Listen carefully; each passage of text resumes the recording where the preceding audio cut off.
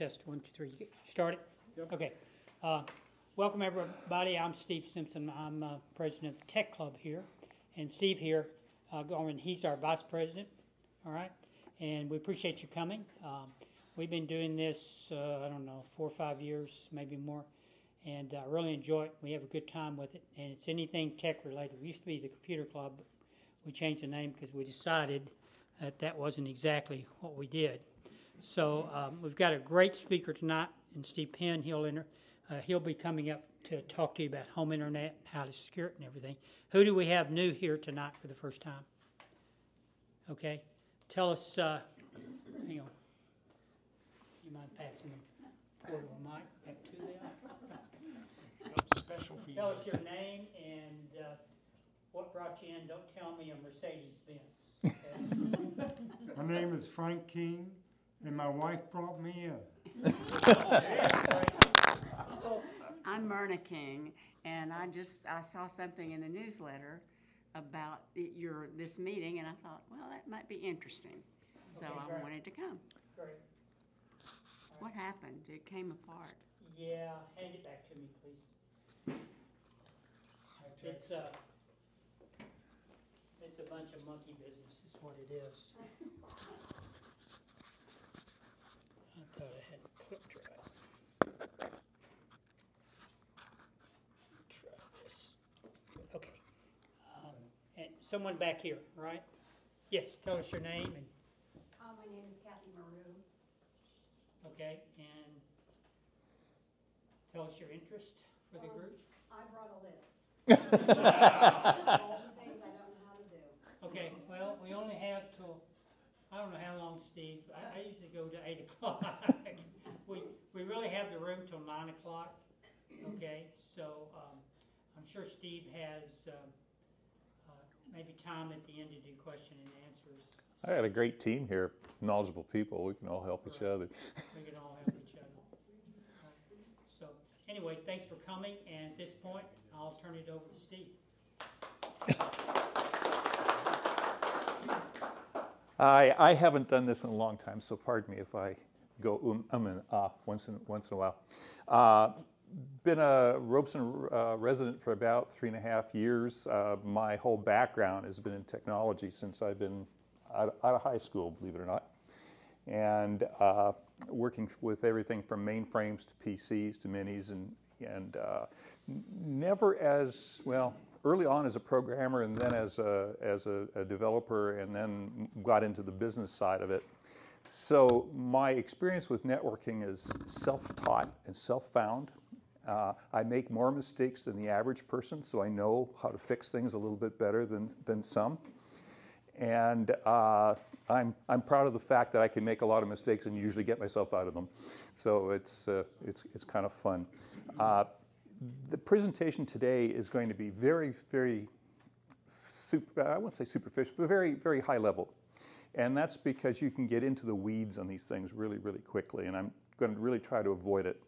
And one of the other things that I'm going to try hard to avoid is trying to separate privacy from security. The two are different. There's overlap, but if you don't have your security systems working down, your chances of having privacy are next to nothing. So it's one feeds the other, but they're independent of one another. Privacy extending out when you get outside of your home, what you're doing on your phone, how your phone's interfacing with different things. Securing your home is the bigger issue at this point. Now, when you start to look at what's going on with trying to secure your home, you've got a fairly large collage of things you have to take into consideration and look at. And if you really, really work hard at these, you've soon become a full-time network administrator, and that's not what you want to do. And the worst part is you learn how to do something, like you learn how to do a firewall implementation or an adjustment. The next time you have to touch it is probably 18 months from now. And I'll tell you, you'll have forgotten everything that you learned 18 months ago. And so you're starting afresh. So how do you do this in such a way as you're kind of taking care of the top level stuff to make sure that you're good and you're happy without finding yourself in the weeds and buried in these things. And so as we talk today, we're going to talk about things like safe browsing practices. Again, everything focused around your home. Some of it extends to your phone and when you're on the road or traveling, but most of this is based on your home. And it's really focused on keeping our network safe without becoming a network administrator and trying to remember everything. It's tough to do.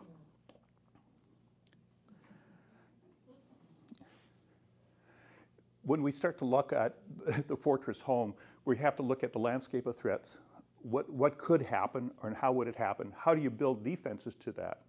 And one of the most important and simple things for you to do is how to secure your router at home. And that may sound kind of really simple. It's a lot more complex than you might think.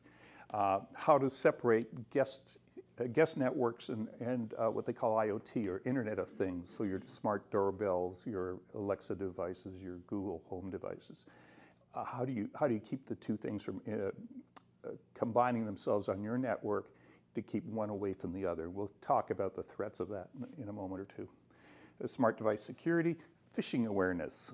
When you get an email from an unexpected person, how do you check to make sure that they're in fact referring to, and they have a button in there that says, go visit this website. How do you make sure it's what you think it is, as opposed to somebody phishing you, in other words, presenting you with data that looks like it's compelling and making you go there only to find out that your information has been taken illegitimately. And then later tonight, we'll get into questions and answers. Now, as Jesse James once said, why was asked, why do I rob banks? His answer was, because the money is there. This is a hotspot of Wi-Fi hotspots across North America, and with the yellow being the most intense. There's millions and millions of hotspots. Those hotspots are what we call Wi-Fi hotspots that are often the target of nefarious individuals trying to break into networks. Bless you. And although breaking into your home's network couldn't lead a hacker to the same level of reward that he might get from or she might get from a bank or from a big business, they have the chance of getting at your records, your personal records. And once they have that, then things kind of escalate or domino. And as I say, this is a very, very rich, target-rich area. We are, if you zoom, I would do this live for you, but this particular website only allows you like three magnifications, and once you've moved it about 3 times, they say you've timed out for the day. That's the maximum number of accesses you have. We're kind of lucky with Robeson being gated. This, by the way, breaks right down to addresses. So if you have a Wi-Fi hotspot at your home, it may show in there. And there's a technique called war driving, where people with scanners will drive through neighborhoods looking for hotspots and then checking to see if they're open or if they're secure or not. And if they're not, then they'll start investigating to see what they can find. And that doesn't have to be your PC. That could be your router. It could be your telephone. It could be your thermostat. There's lots of ways to get into your network, and there's lots of ways that you need to be vigilant of what's going on and what people are trying to do to attack you. And these things are changing every day. Ray and I were talking yesterday about 2 new hacks that have happened over the last little while. One of them, for the Unix community, is always felt that they're kind of over and above hackers, and because of it's an open system, you can see the very first big documented case of hacking was against a Unix system. But now they found that there's a back door with one of the most used utilities in Unix and Linux boxes. And the developer has put this backdoor in very intentionally so that they could gain access. And they did it in such a way as they hid themselves from any scrutiny. It was open software. In other words, the source code for that application was available to anybody who wanted to look at it. They did it in such a way as the program didn't, the source code was untouched, but what it did is reference some piece of data that was someplace else, and that data was executable. And so it actually rebuilt itself, the program rebuilt itself while it was running, and to the outside, it looked like it was just acting normally. And that would open up machines. This was for FTP service, and that's the most basic service for a Linux machine. You can get down and be the super user and essentially do anything you want. Not restricted to homes, but businesses, almost all businesses, big businesses, are using these kinds of operating systems, and they're suddenly vulnerable.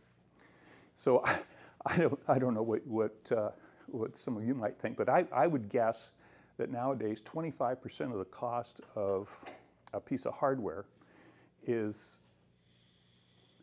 there to try to protect you, or to protect you from hackers. Or if not that way, 25% of the performance of the machine, well, it's probably not that high, but let's say 10% of the performance of the machine is dedicated to do things like antivirus, anti-malware checks.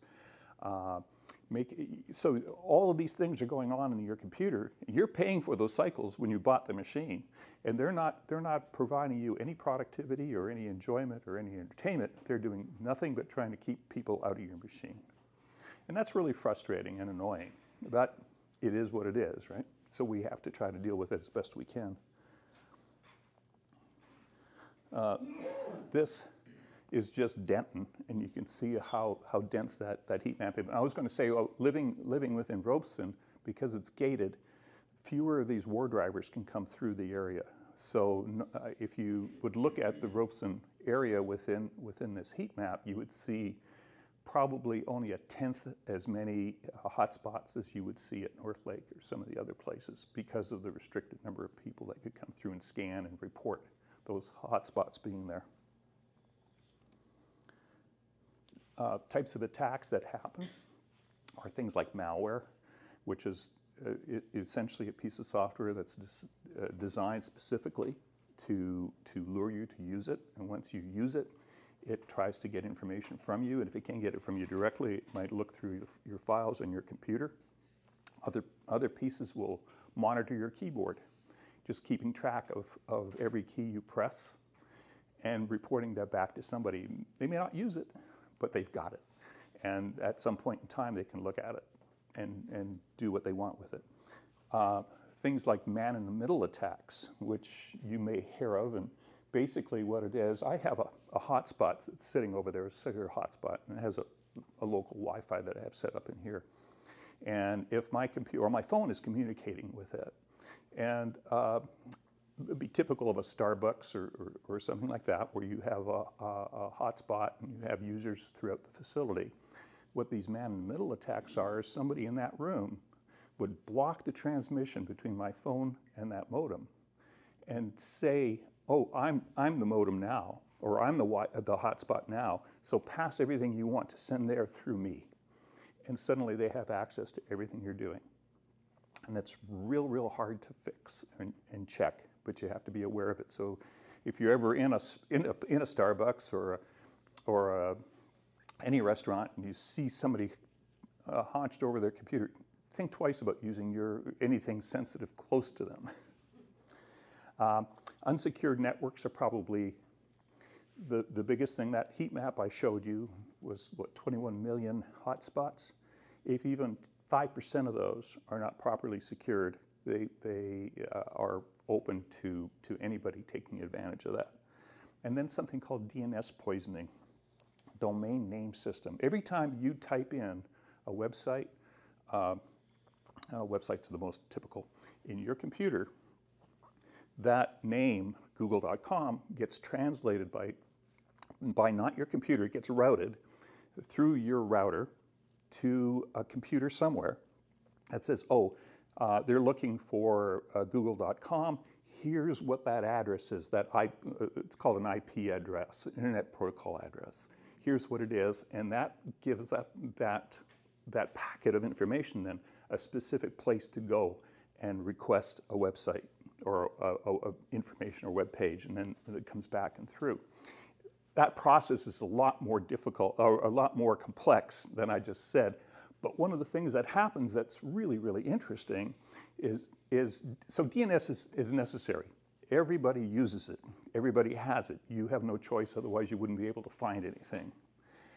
The problem is that your internet provider, in our case Grande or whomever, sees what that is, what your request is. Who am I trying to go find? And that's pretty much ubiquitous across the whole internet. It's the last bastion of open communication that's happening on the internet. And there are a couple of companies now that are working towards trying to secure it so that there's encoding that happens on your side at your PC or your phone before it places that DNS request out to a DNS server to get information back. And I'll show you how to do that on your router if you choose to do that, but it provides some level of security. But right now, that information is being sold to companies all over the world. I want to see where John has been. Here's a list of all the DNS requests he's made and all the websites that he's visited or she's visited. And it's all open and it's all available. And the Grandes, the Comcasts, the others of the world are making a fortune selling that data around. And again, it just tracks back to you.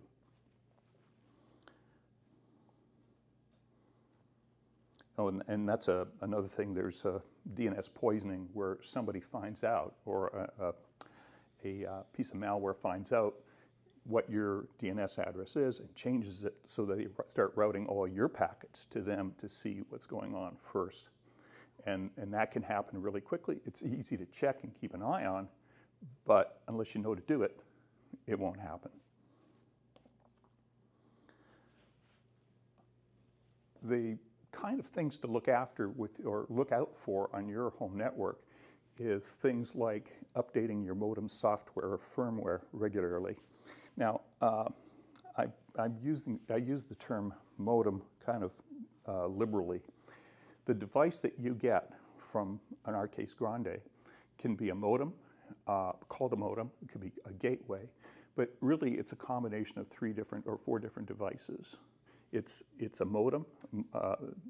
Modem stands for modulation, demodulation. That's how that signal gets transferred from your piece of coax or RJ45 cable over to the coax that's used or fiber optics that are used. There's a switch. A switch is a device that transfers requests from one computer to another. There's an access point. That's the Wi-Fi part of it, how you connect to that device via Wi-Fi. And there's another part, and for the life of me, it suddenly escaped what the term for would be. But anyhow, it's a multifunction device. And it's the key to the entry for your connection between your internet and the intranet. So it forms the gateway. The other component of it is your firewall. And you'll hear the term firewall all over the place. And basically what it is a set of rules that run in that modem, because that modem, again, is a little computer of a sort. And it looks at all the data, all the traffic that's happening, and says, does this piece of traffic obey the rules that I've said are set up for it? If I've blocked certain kinds of websites, let's say I don't want my kids to look at YouTube, and I put into my firewall, anybody who comes into or using my network who wants to go to YouTube, I want to block that transmission. I can set up a rule to do that. And that's the kind of thing, or you can be very granular with that. I only want certain devices on my network to have the ability to go to YouTube or not go, and that kind of thing. So that firewall is pretty important. That firewall is being constantly updated and upgraded.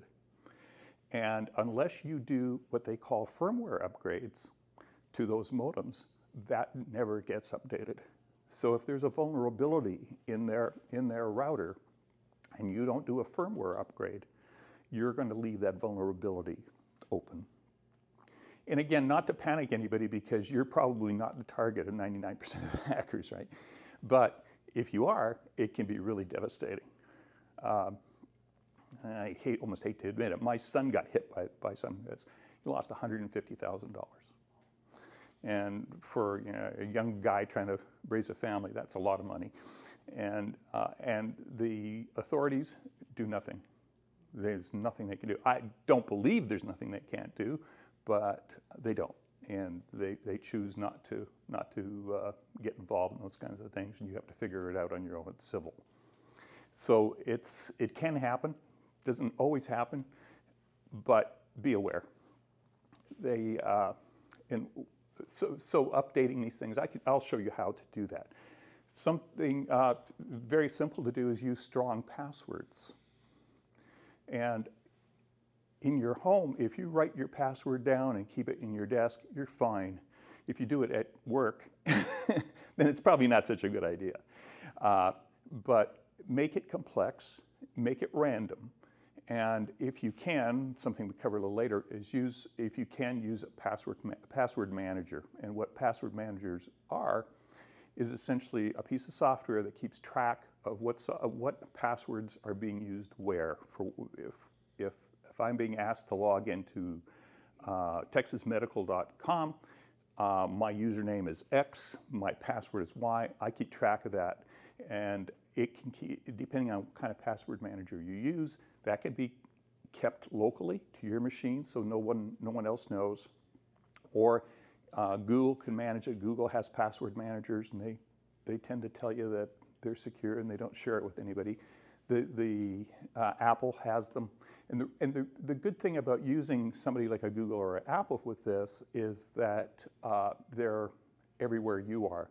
So if you take your phone someplace and you want to log into the same website you were using at home, that password and username goes with you. And the passwords they generate are usually very, very cryptic. Would that be a fair enough word to use? It's random letters and numbers and really, really hard to guess. And the way a lot of the hackers break passwords is looking for patterns.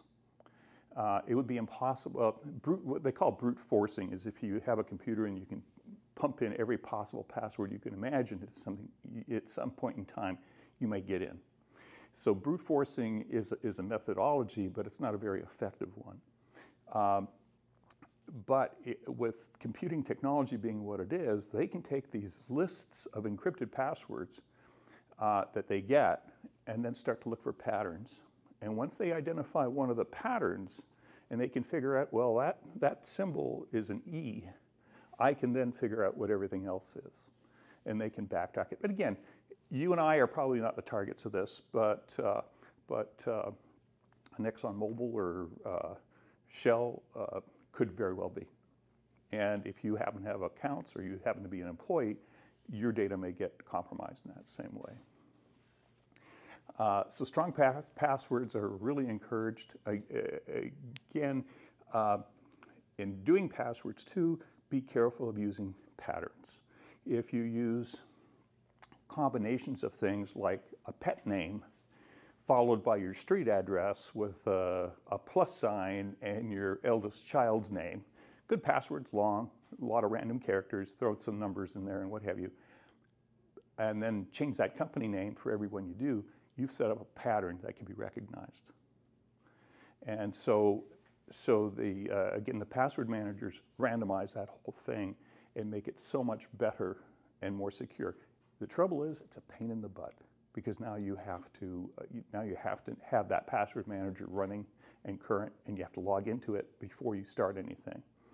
And one of the ways that are being used often today is something through called two-factor authentication, which I'm sure you've come across, where you log into something and says, well, I'm going to send you a text message with a number, and you put that in, and then your transaction goes through. And that effort is to try to say that, yes, I'm me, and I'm in fact trying to reach my bank.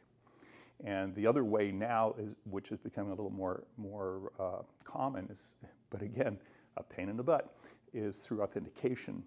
Google has an authenticator, Apple has an authenticator. I don't know who, Bitwarden, I think, has an authenticator. You run it, and it will, on your phone, it'll list all the companies or all the websites that you have that you have authentication set up with. And there's usually a 6-digit number, and that 6-digit number changes every 30 seconds. And when you log into a website, it'll come back and say, please use your username and password. Now give me the authenticator value. And it knows what that authenticator value is because it's looking at the same one as you are. And when that number comes up, you enter it and your transactions start. The trouble is, again, it's just another thing you have to do. Get used to it, because that's what it's going to be. Some will use biometrics, fingerprints or face. That's all great, but more and more are moving towards this authentication system. So be aware and be appraised. Network encryption. If you have a Wi-Fi system running at home, you have the ability to turn on an encryption mechanism for devices to communicate to your access point, to your router. And there have been several over the decades. Some are not very good, and some are much better. The most common ones you'll see in routers today are something called WEP, W-E-P, WPA2, and WPA3. WPA3 is the newest. WEP, W-E-P, is the poorest of them all. If you run a Wi-Fi network at your house and you have your SSID, the identifier for your network, you have the ability to turn on this type of encryption. If you're not running WPA2 or WPA3, you're looking for trouble. And it's really, again, not difficult to do. In some cases, you have to use a more modern modem, but again, if you're using one from our internet provider, then it's not a problem. They'll keep that updated. I'm sorry, they'll keep the devices updated. It's up to you sometimes to keep the firmware updated, keep it upgraded. Disable remote access. Many modems, when they come from the supplier, have a feature to turn on remote access. And what remote access means is if I'm having a problem and I call their tech support department, well, they can call me, or sorry, they can call my modem or look at my modem via the internet and see what's going on. They can see everything that's going on. They can see your passwords. They can see the different devices and everything else. Now, if you're in a session with technical support and you want that to happen, that's fine.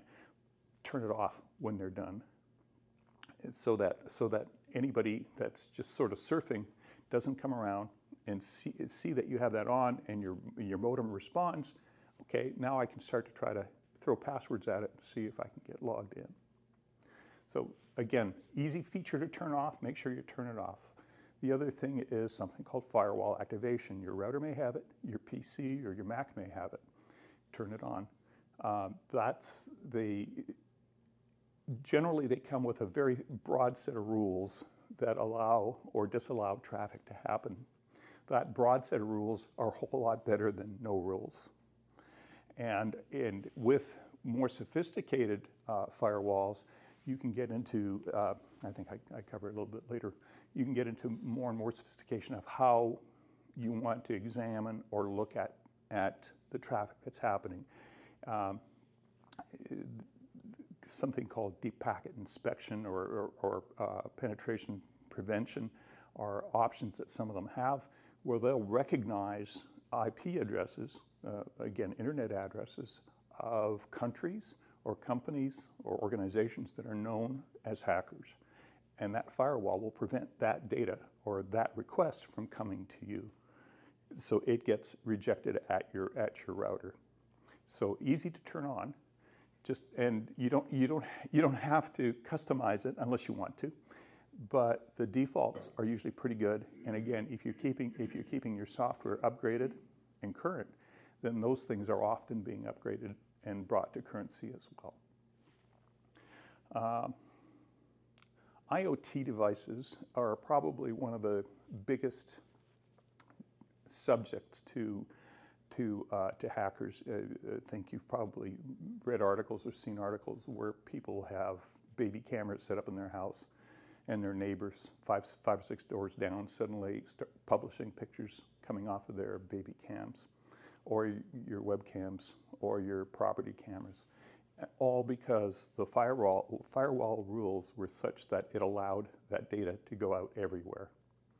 So there's ways, and now you're starting to get a little more complex, where you can set up something called a virtual network. It's a network within your network that has a very set of rules of how it can communicate to the things. So you'll often see that on modems that you get or routers that you get from companies. It'll be called guest network. And that guest network allows traffic, anybody who logs into that SSID for that guest network, allows that person to be able to go out to the internet and come back and get data or get transactions happen back and forth. It doesn't allow that traffic to query anything else that's going on within your home or within your facility. So if you have disk drives on your network or you have printers on your network, it won't be able to touch those. And that's isolated via something called a VLAN, or virtual LAN. You can set up a VLAN for all your thermostats and your Alexas and everything else, so they can communicate with you under certain conditions. And if you talk to them, they can call back to you, but they can't do it on their own.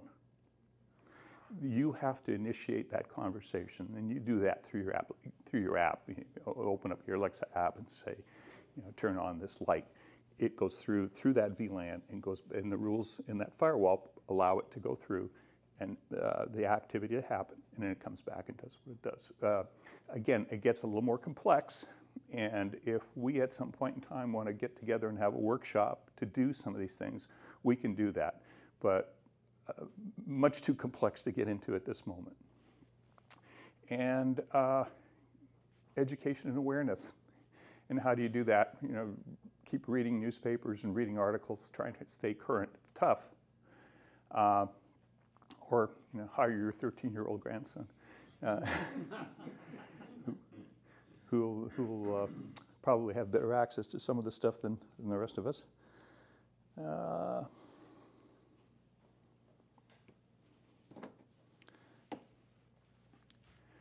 Changing your default username on your router is probably one of the easiest things to do. If you don't know how to do it, I'd be happy to walk you through that.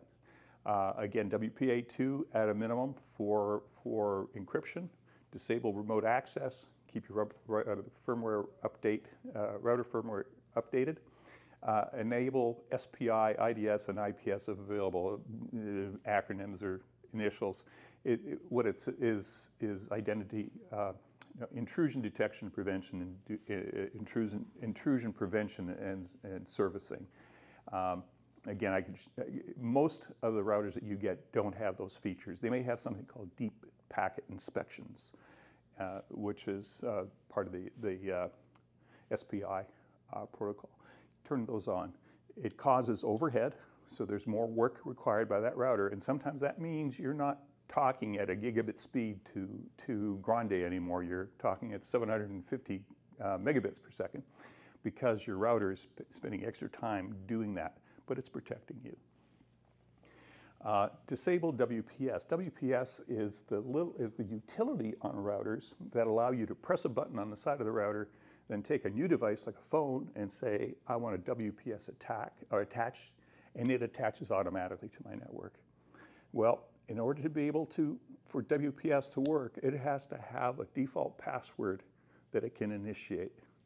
And if, again, you're one of these nefarious people driving around and they see a router that's open, guess what they can go ping and start to try to find, is try to get your machine to respond to their WPS requests. So once again, easy to turn off. If you have a device that you want to bring on and use WPS to bring it into your network, turn it on for that, and then turn it off when you're done. And it makes it easier. Monitor your connected devices. we all have a pretty good idea of every device that's talking to our network. And if you don't, it's easy to talk to your router and get it to tell you. And if you start seeing strange devices, like if you're an all Apple home and suddenly you start seeing these Android devices or Motorola devices popping up on your network, you're no longer, you're starting to share your resources with others. And most routers have the ability to kick those people off, or those IP addresses, or something else, another acronym called MAC, that MAC address, from logging onto your network. So it keeps you isolated from those kinds of things. But again, it's incumbent on you to go look. And limit your DHCP leases. DHCP is dynamic host protocols, naming protocols. And that's what gives my computer a name. If you looked at your iPhone, went over to the internet connection and clicked the little I button beside it, it would show you an address, probably 192.168.something.something. That's the IP address. And that's what it's using at that point in time. Your router has the ability to issue these. So when a new device comes on, it says, okay, Jerry, I'm talking to you now, and I'm talking to you via this IP address. Usually the routers are set up to give about 255 addresses. That's the number of devices it will support. Not necessarily will it work well with that many devices on it, but that's the range it allows.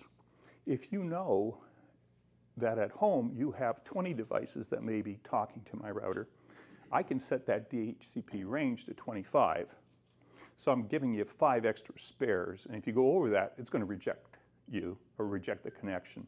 So another way, just to sort of put up a bit of a don't want to use the word firewall, but put up a bit of a wall to keep those unwanted requests from coming in. With passwords, mix upper and lower characters. Avoid using personal information, like don't use your dog's name and your kid's name conjoined and some sort of identifier patterns. If someone is intent enough to want to do it, they can break that. Unique passwords for each account. So it even goes to usernames, to not use a single username for every account. And nobody in the world is not going to do that. I mean, I'm going to use my same username for every one I log into, because it would be disastrous beyond that. But the passwords, keep those separate. And if you can't remember them, or if writing them down isn't practical, use a password manager. There's a lot of good ones out there. They're easy to use, and 99% of them are free. And again, must be portable, so that if you're no longer at your house and you want to log into your bank account on your phone, that password manager is there with that information to allow that to happen. And again, the movement towards dual-factor authentication and biometric identification is going forward, so be prepared for it. And again, going to be a pain in the butt.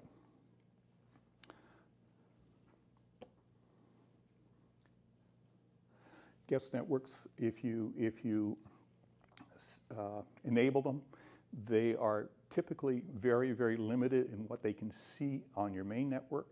So it's putting in a password that's easy for someone to use if you bring a guest in.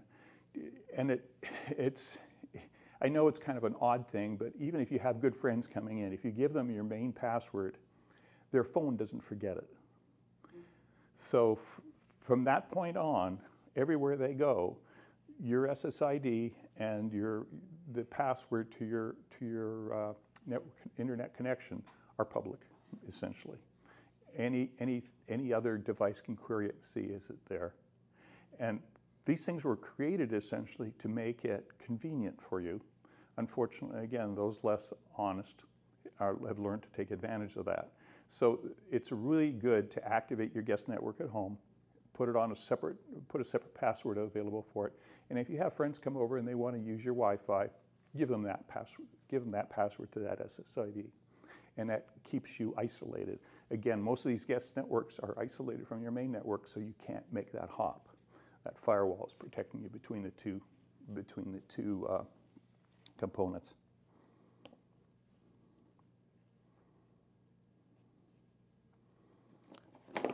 Somebody's falling asleep on me.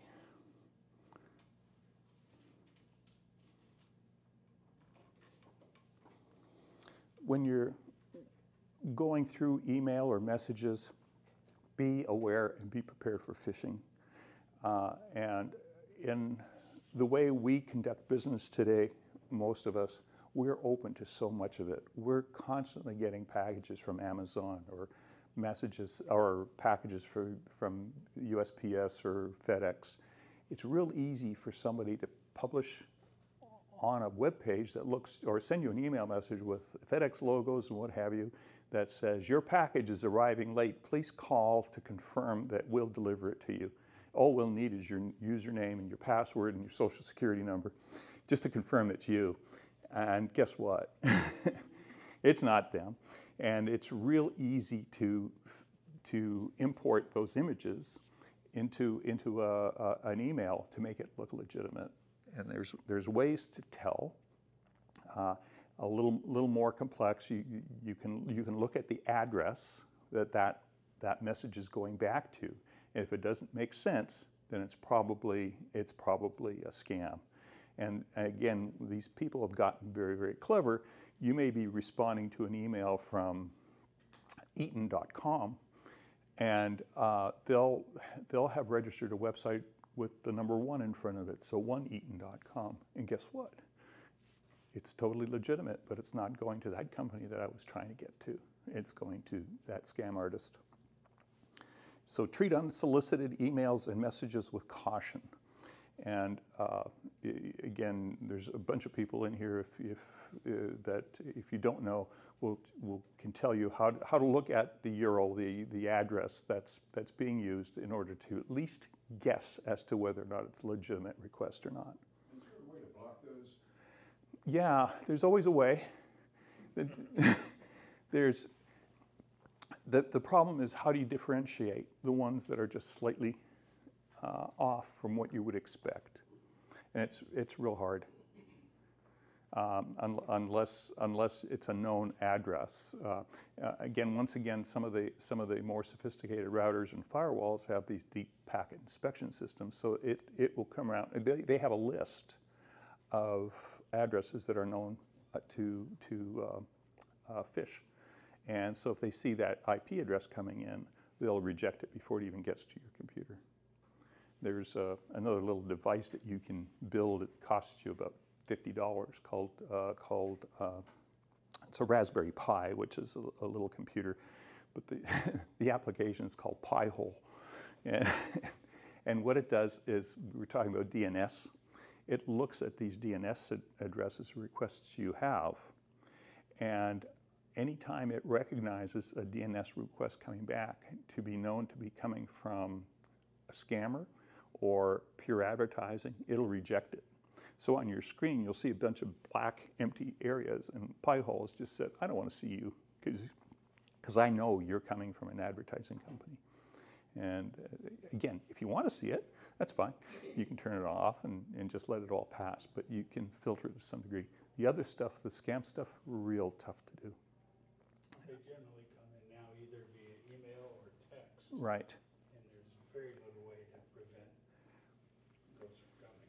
Yeah, and once again, if it's not something you're expecting, make the assumption that it's illegitimate.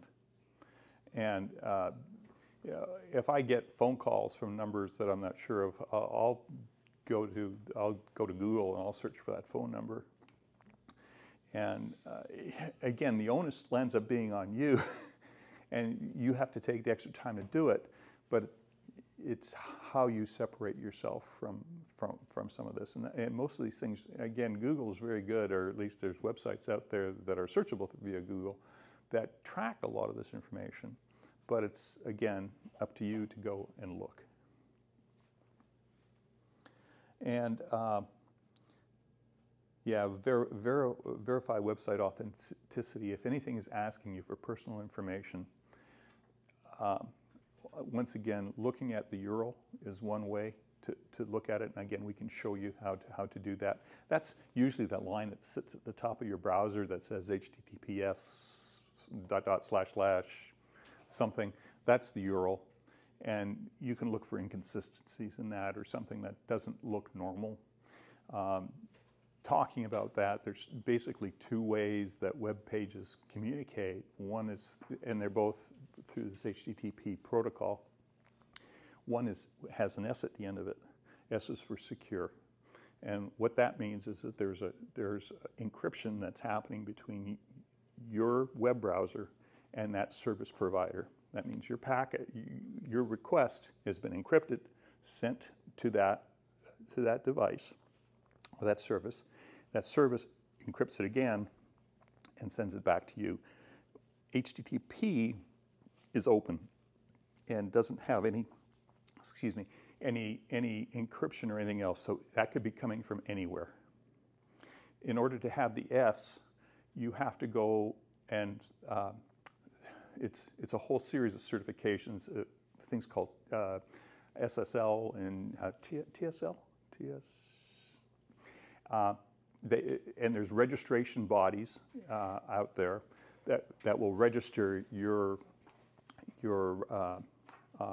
address and apply an SSL certificate to that, and your computer can query that SSL certificate to make sure it's legitimate. And it does it all in background, but now it's on the shoulders of the vendor to be certified.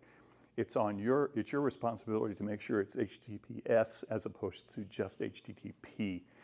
I know it's a very subtle difference, but it makes a world of difference. But it doesn't protect you from a scammer site can come up with The certificate. HTTPS and a security certificate. Yeah.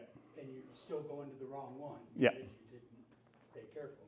It just encrypts your The traffic. transmission to the wrong guy. Yeah, yeah. And with that encryption, as I was talking about before, DNS is still not encrypted. It's the last bastion of unencrypted data that's flowing on the internet. And there's, again, moves to try to fix that. So while that's in the open, it's open to abuse. And again, reasons why you have to be careful, or why you might want to use an encrypted DNS server. And once again, we can explain how that happens. And understanding and using VPNs. VPNs will grant you some level of security, but you have to know when and how to use them. Otherwise, once again, it ends up being just a pain in the butt. If you're using them from home, you have to decide whether you want to use it on your device or on a server. Some routers support VPNs so that everything that VPN is a virtual private network. And what it does is essentially set up a private channel between you and a host. So all the data that's transacted between those two now is fully encrypted. And 99.9% of them are all pretty good. They do charge you for their usage. The greatest usage most people have is being able to, if you wanted to see television shows that were being broadcast in Britain, but the BBC website won't allow you in the US to see their programming, you can order a VPN or use a VPN to make yourself a resident of Great Britain. So your IP would come back as being out of Britain. And so if you go to the bbc.co website, it would then recognize you and say, yeah, you're cool, and let you in and watch shows. So that's how VPNs are used mostly by most of us civilians. If you're working from home, your company may have a VPN service that they want you to use, again, to ensure that the data between you and them is constantly encrypted, not open to outside influence. Not always easy to set up, not always reliable because the extra traffic that's required. And you really have to be kind of case specific. I think Apple now includes a VPN switch, so that if you're at home, you can leave it off. But if you're traveling or if you're going out, turn it on, and it just provides that extra level of security for all your transactions. Again, something you may want to do if you have an older computer at home, it's going to bottleneck it. It's going to slow it down. So again, just be prepared.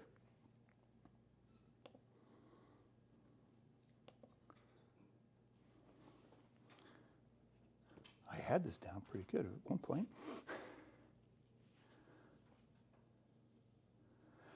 And then for further stuff, there's bunches of YouTube channels and websites that provide great information.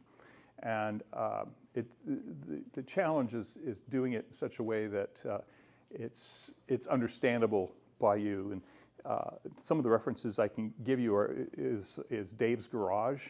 Dave is a Microsoft engineer. He was one of the original guys working on DOS and Windows. And he tells a lot of really great war stories. But he also covers some of the security aspects of technology and what have you, and does it in a very, very understandable way. And again, if you search for Dave's Garage, you'll find it. Network Chuck is another one. He also has a coffee company, and he always sounds like he's high on caffeine. But again, information that's great, explains things like VPNs or DNS poisoning and DNS services. Techno Tim, another one, very, very knowledgeable, understands the corporate side of network security and just security in general. Applies a lot of that to his home networks. Again, easy way to learn and pick up some stuff. Crosstalk Solutions is another one.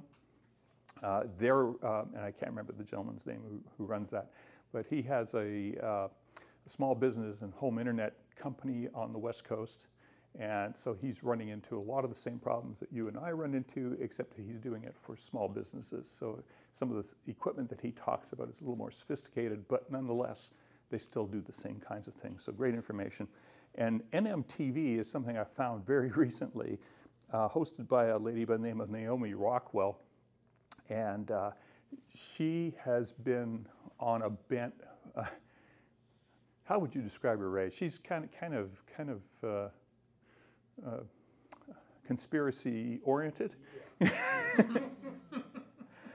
And she really, really is against any of her personal information getting out. So she is really, really good at explaining or bringing guests on that can explain different aspects of internet security that may or may not apply to you, but she's entertaining.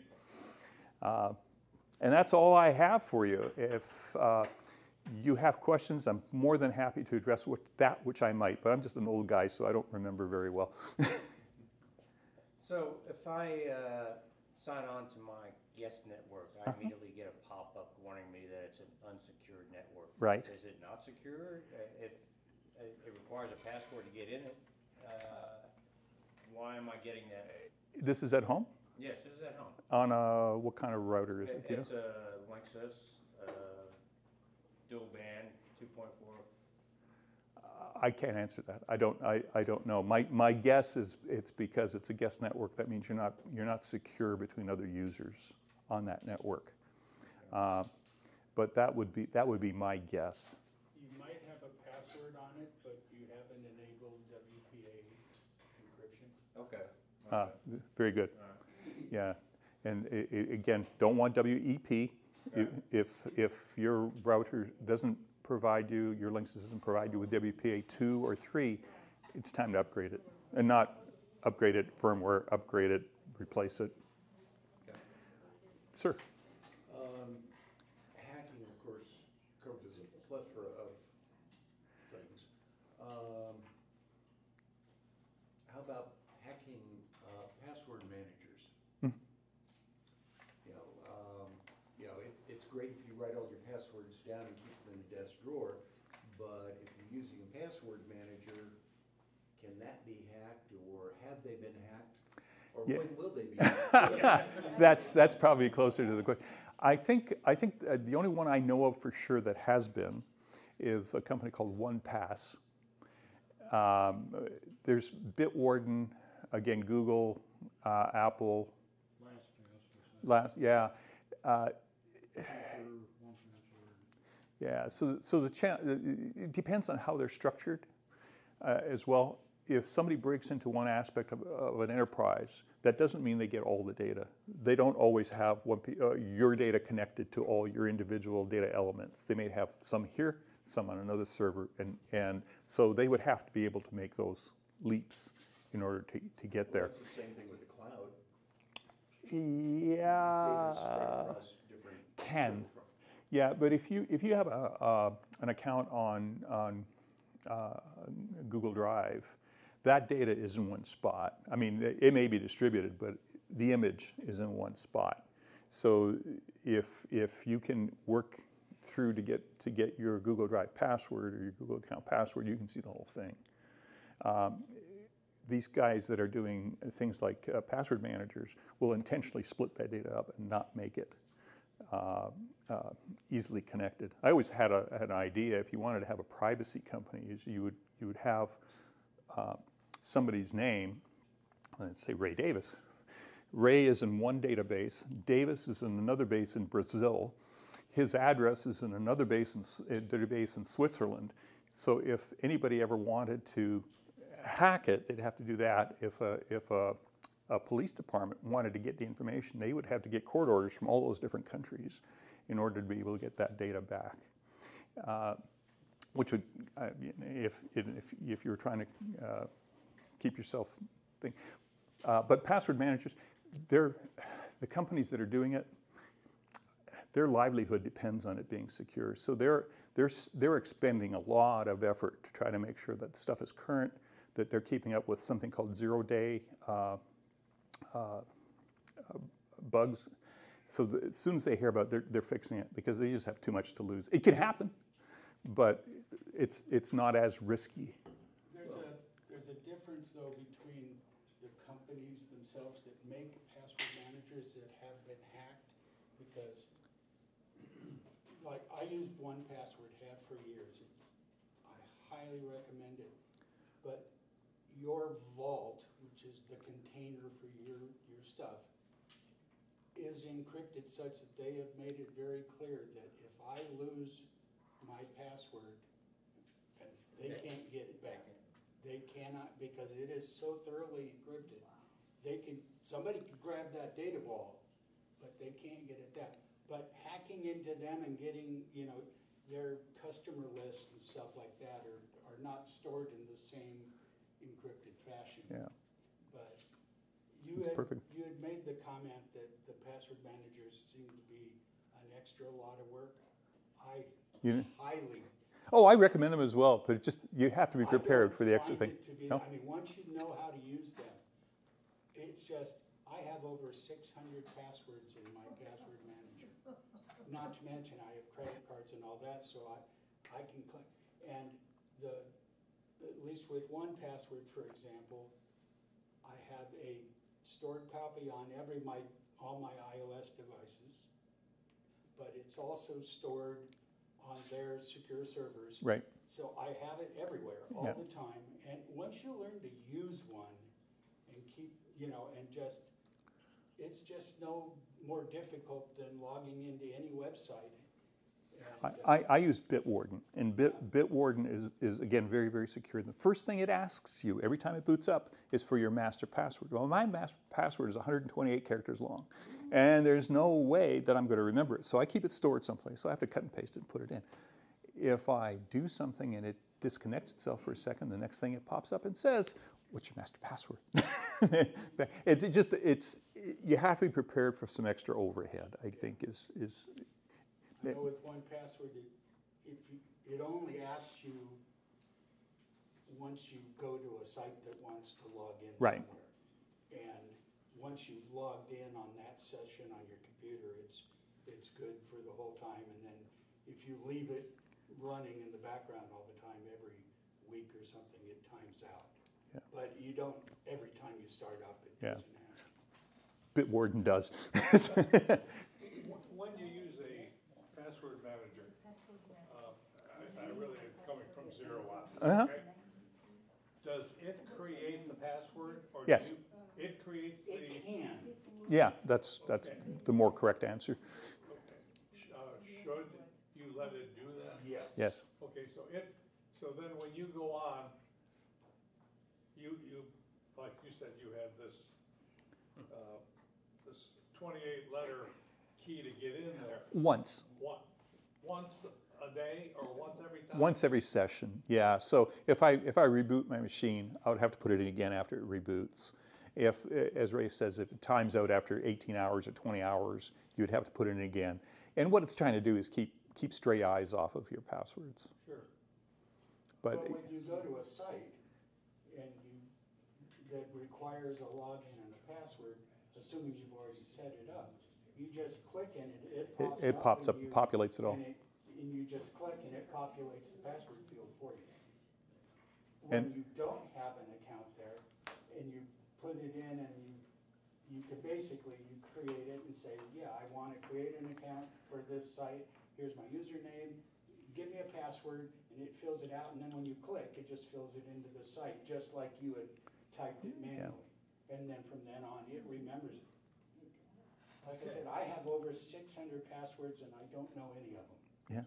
And if he looks Because back I at don't them, want to know any of and if he looks back at it like me, they'll be from like 25 years ago from companies that he went to once.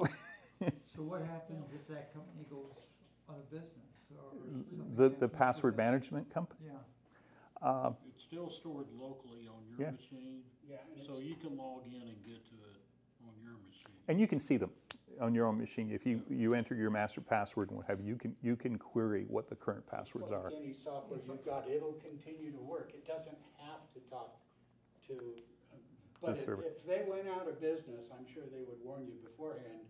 I would find a way to get that data out and put it to another password manager. Are these user-friendly Yeah. to set up? Yeah. Yes. Are they? Yeah. Google's password manager is kind of integral to Chrome, and all you have to do is turn it on, and it starts managing your passwords for you. It's very simple. Now, the issue is it's Google. So if you want to use Safari or some other web You- browser, it doesn't play nice with those. Yeah. Okay. Well, I was thinking, my wife's always saying, she doesn't have, I've got a list, okay, in my desk. Mm-hmm. I mean, I'm always worried, if I drop dead tomorrow, can she get, everything we need to get to? And, As long as she has your master password, she could. You could write it all down for her. well, I did, but then I'll change one, and then I don't update it on the list. But if she logs in as you, if she has your login ID, then it would be open to her and available to her. That's a benefit for, Yeah. What I did in case of 1Password, when you create an account, they print for you what they call an emergency sheet. And it has your name, your master password, and a secret sauce key that's about this long. And I printed that out and it's in my safe for my wife or my sons. I've written them an email. And so in the case that I pass away, she can open it up and get into every one of our passwords. Now, with the 1Password, they have, you can get 5 accounts. So my wife and I both have an account, but we put all of our passwords in a shared vault.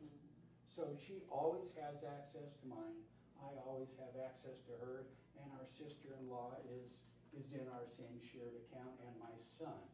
So for one major account, I handle my entire family. And, like, just as an example, I've been a computer engineer for 40 years, so I've had to help a lot of people that are not computer engineers. And the number one problem is I go to help somebody and they go, help me get this work. I say, oh, what's your password here? I don't know. or they'll pull out a book and says, well, I think it's this, and it wasn't. And my brother-in-law had like 7 places that he wrote down different passwords. So what I do is when I go help them and we recover a password, I have to create a new one. I immediately put it in a separate vault that's called extended family. And so the next time I get called to go help them, I don't use it for anything other than to go help them, but I rely on that one password all the time. Do you have to pay for this service? This one it cost me about $40 a year. What's the name of this one? One password. One password. Yeah, because you have to remember one password. Number one? Number one, PASS word. I can show it to you after if you like. It's the best $40 I spend a year, I tell you. You guys make house calls? It could happen. Wait, I got a better question. Can your wife program your VCR time? Because if V- she can, VC light years ahead of my wife, so. VC what? Yeah. Exactly. I have to admit, yeah, don't have a VCR or a DVD player anymore, but About that question of house calls. I'd be happy to come and help you out for free. I know there are people in this community that charge you to come by. I'm happy to help anybody. Thank you, Ray. Anytime. Yeah, same here. Cable TV thing where you get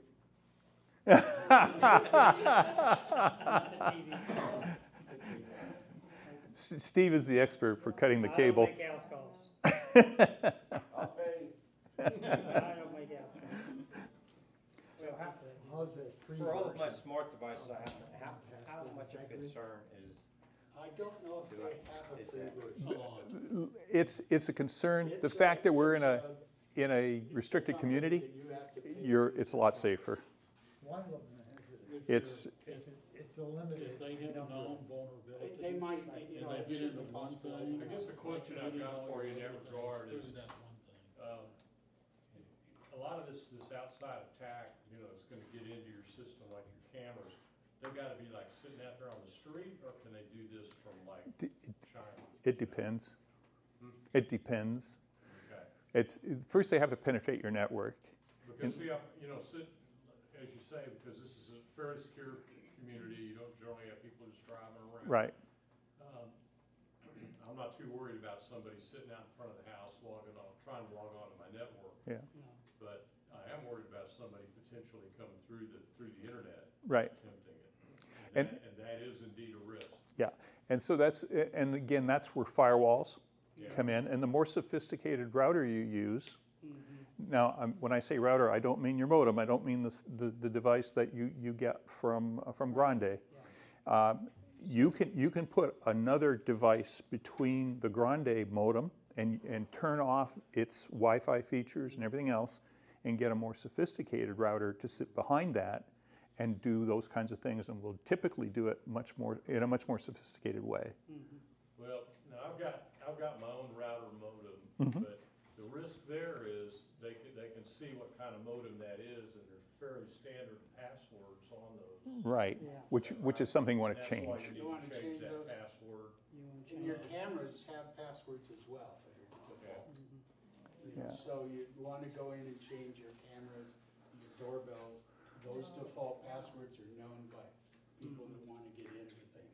If you set up something like a VPN, so let's say your network at home is 192.168.1.1, real common one, right? You set up another one, a VLAN, and you have to tell your router that it's a VLAN and it has to understand it. 192.168.10.1, and you put all your cameras and everything else on the 10.1 network. You block all access to those from the internet. You allow them to go to the internet when they want to go, but don't let anybody else come in. And then on your own network, your 1.1 network, you set up, and again, this is where it gets into the weeds, sorry. The 1.1 network, you set up a firewall rule that says, if I talk to somebody on the 10.1 network, it's allowed to talk back to me. But it can't talk to me unless it passes these set of rules. So it may be reporting to an annunciator someplace, or like to an Alexa device that says, hey, my thermostat is reading that it's 95 degrees in your refrigerator. So it'll go ahead and do that, that's fine. But it can't initiate a session with you personally. It has to wait for you to initially start that conversation, and then it can continue that conversation. And that's how you can isolate it. And so anything that would be coming in from the outside would never pass scrutiny at that firewall. And that, for your camera to go outside, it would run into the same rule. That rule would say, no, I can only talk to something that's on the 1.1 network. I can't talk to something on an outside network.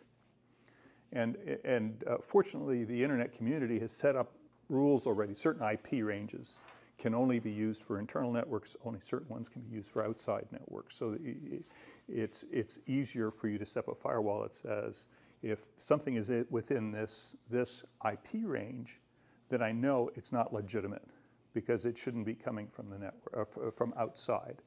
And it sees the traffic on both sides. Yeah. And then the risk is if they come in from outside and come to the camera, then the camera has permission to get anywhere else, then they can go Right. to other things.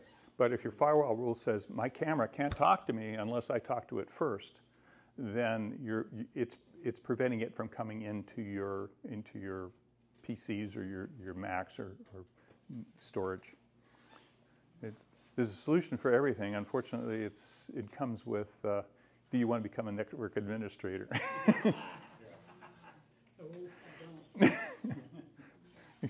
You don't like that joke. Is there a way to protect yourself? I'm going to be in Europe Mhm. in about a month. If I wanted to go online, I was thinking I'm going to be gone for about a month. And if I don't figure this thing out in advance, I may need to pay some bills. Right? I mean, now here I am in Athens. Can I get into my account, pay a bill Yeah, without fear? the answer is yes, but But in those cases, you probably want to have a VPN set up. And it depends, carrier that you'll be using, do you know, T-Mobile or? consumer. So they're AT&T, I think. Is it AT&T? I think they do. They use Yeah. AT&T. So first off, you have to make sure that provider is going to provide you data access when you're in Europe, right? And then you can get a VPN put on your phone that will encrypt the data that's going. Your bank transactions are usually encrypted. Yeah. So yeah. Your banks, almost all websites today. The difficulty is, let's say Steve is running an ISP or a coffee shop and he's providing open internet, and I go to use, I'm using his internet and I want to go talk to my bank. You suddenly open up some vulnerabilities in there. Case in point, the Wi-Fi in here. Don't go be buying stuff in here off the ropes and Wi-Fi, right? It's unprotected. It's unprotected, absolutely. And if you have the most secure network in the world, the chances are there's an RJ45 jack someplace, and that will walk right through 99% of the security things that have been set up, unless your firewalls are set up to do it. The wired connections were always considered to be. Just need to have, you're gonna only talk to your banks and pay bills, you're not gonna talk to your home.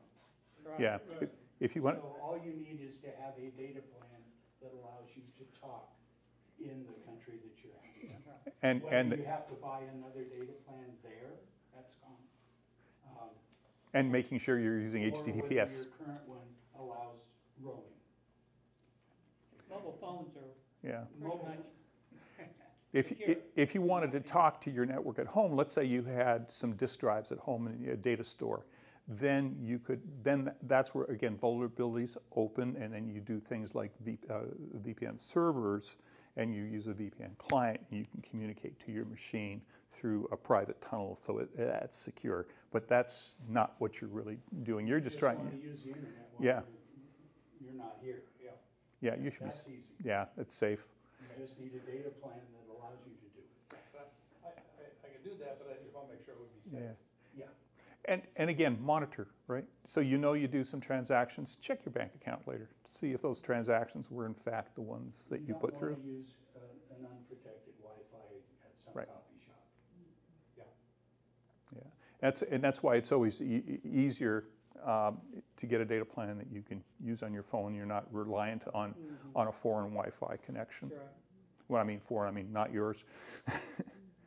Because AT&T, T-Mobile, Verizon all have really, really high security connections between phones and the towers. So you don't usually have to worry about being hacked at that level. So can I just like expound with a question on what he's talking about?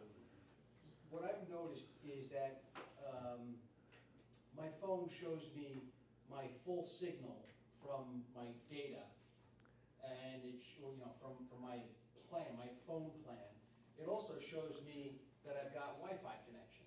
Right. So the way it's supposed to be set up is that if all of a sudden my data craps out, I can jump to Wi-Fi.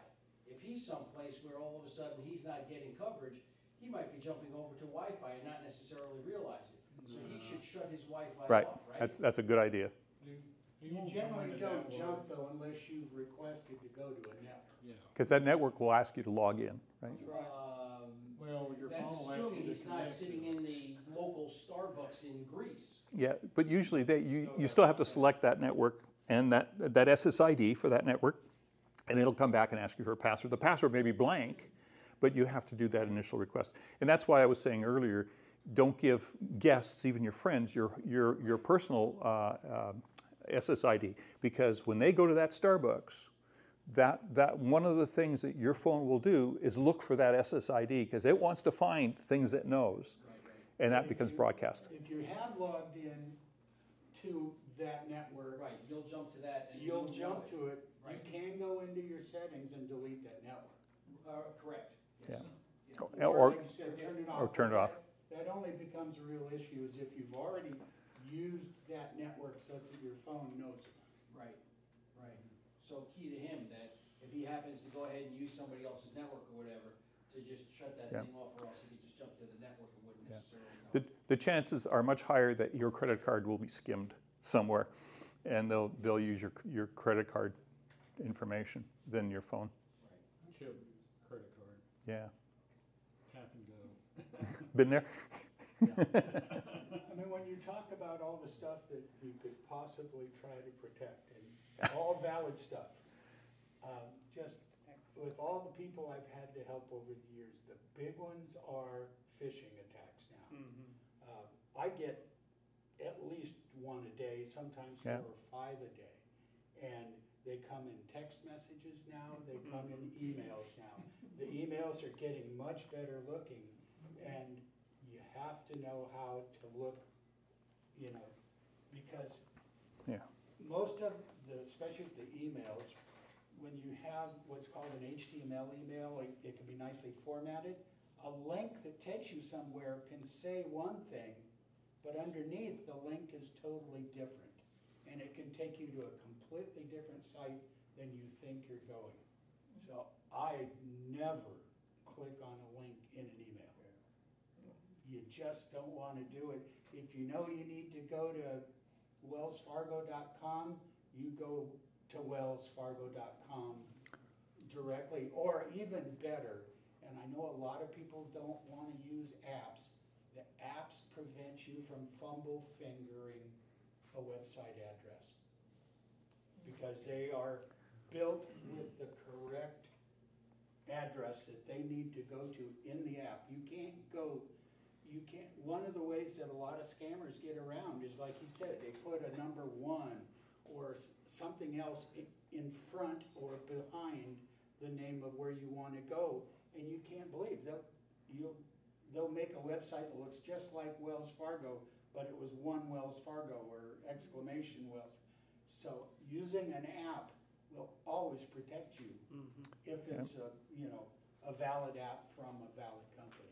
Yeah. Because it will go to the right site. What I like to do with an email that I get that looks a little fishy, that I think might be spam, is I go up there and click on it and get it to show me what that real address is. Exactly. I'll open it, Who sent it to you? and Yeah, you you can. gotta hover over it or whatever. Every single time I've suspected one, it's something that's obviously not who they said it was. Every Yeah. once in a while, though, they get pretty close, and you could, Yeah, you gotta read them close. you Why? gotta read them close. Stuff in front of a domain is called technically a subdomain, and it's perfectly valid.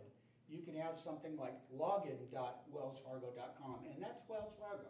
it goes to a specific machine at Wells Fargo. It's got to end in the wellsfargo.com. That's right? correct. Correct. I got one yesterday from supposedly my credit card saying that there was an unauthorized sign into my account.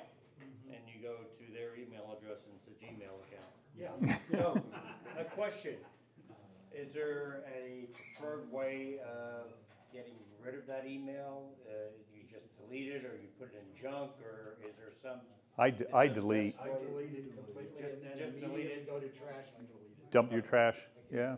Okay. It's, well, I got hit, I guess a few months ago. I was expecting something from UPS, it was late.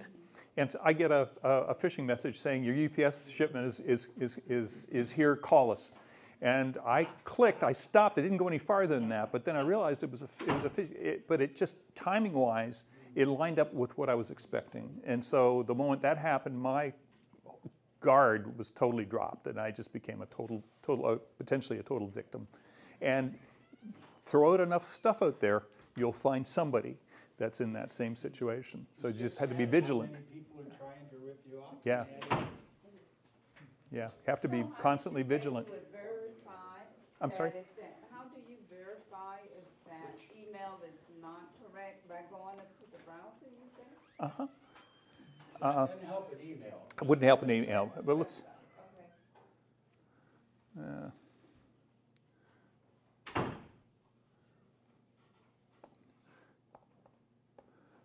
maybe I shouldn't do this, but see my 10,000 messages here. But you see the, up here, that's the URL? Yes. And that's where you're starting to see where it's originating. As Ray was saying, the subdomain mail, the proper domain google.com is showing. If I go to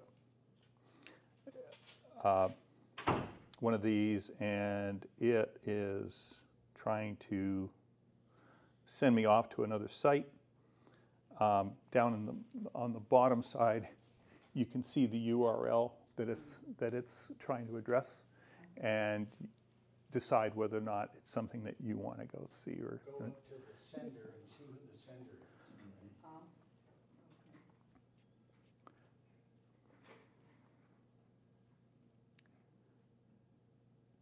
If you drop this,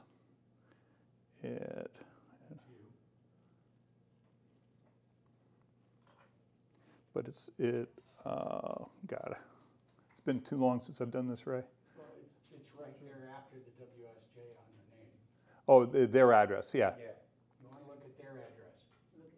I can't read that. What's it? Oh, it says access at interactive.wsj.com. So it's part of WSJ.com. That's the Wall Street Journal.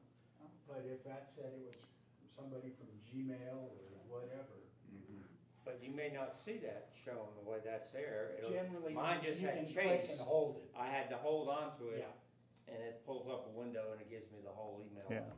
Right. you used to very easily be able to put up the whole header, so it would show you every place that it's been, and you can see it. It's not convenient for a lot of people, so they trim it back and make it simpler, and unfortunately makes it more vulnerable. You can view the headers, but it would scare most people to death to look at an email like that. I don't even remember how to get there anymore. Any other questions? Okay, Highly Thanks. suggest get a. let's give Steve a big hand for this. A pleasure. And Ray, myself, Steve even doesn't want to, and the other Steve. If you have any other questions or if you need help with anything, let us know. Steve, could you tell us what we're going to do next month, please? I'm grading. Oh, I'm sorry. Can I just take 1 second? I have a modem sitting back there with a cellular card in it, a SIM card, and that's what you're seeing on the screen now is the home page, and it's 99% of the time it will be 192.168.1.1 is the most common one, and it'll ask you to log in, and that's the point at which you want to make sure you've changed the password, the login password. Mine happens to be 8.1 in this case, but that's where you can go ahead and change these kinds of things. So when you set up wireless, once again, you can tell it if you want a guest network, a regular network. Do you want to show the SSID?